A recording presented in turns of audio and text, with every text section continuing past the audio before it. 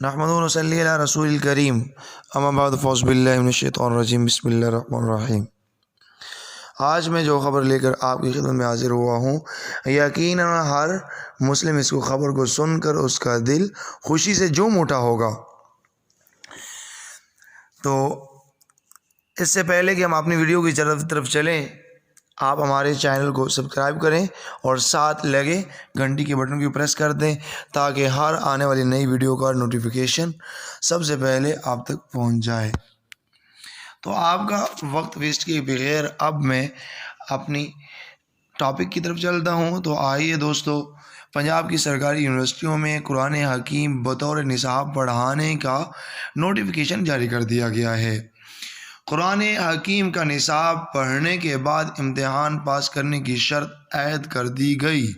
پنجاب کی سرکاری یونیورسٹیوں میں قرآن حکیم کا نصاب پڑھانے کے لیے ضابطہ مقرر کر دیا گیا ہے۔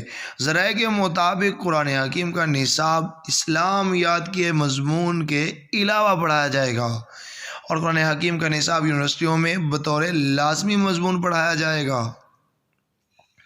پالیسی کے مطابق قرآن حکیم کا نصاب پڑھانے کے لیے ہفتے میں 1 گھنٹہ مقرر کیا گیا، جس میں جو قرآن حکیم کی طلباء کو جو ترجمے کے ساتھ قرآن حکیم کی تعلیم دی جائے گی اور پڑھایا جائے گا۔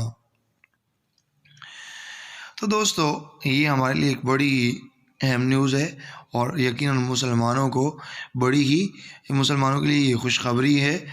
اور گورنر ہاؤس میں پریس کانفرنس کرتے ہوئے گورنر پنجاب چودھری محمد سرور نے کہا تھا کہ ہمارے پاس رہنمائی کے لیے صرف قرآن مجید موجود ہے اور قرآن پاک کی تعلیمات پر عمل پیرا ہو کر ہی ہم دنیا اور آخرت سنوار سکتے ہیں۔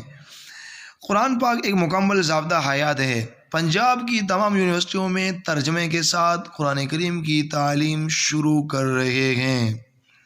تو اس سے بڑھ کے اور کیا خوشخبری ہو سکتی ہے؟ یہی بات تو اقبال نے کہی تھی نا، وہ معزز تھے زمانے میں مسلمان ہو کر، اور آج ہم خوار ہوئے تارے کے قرآن ہو کر۔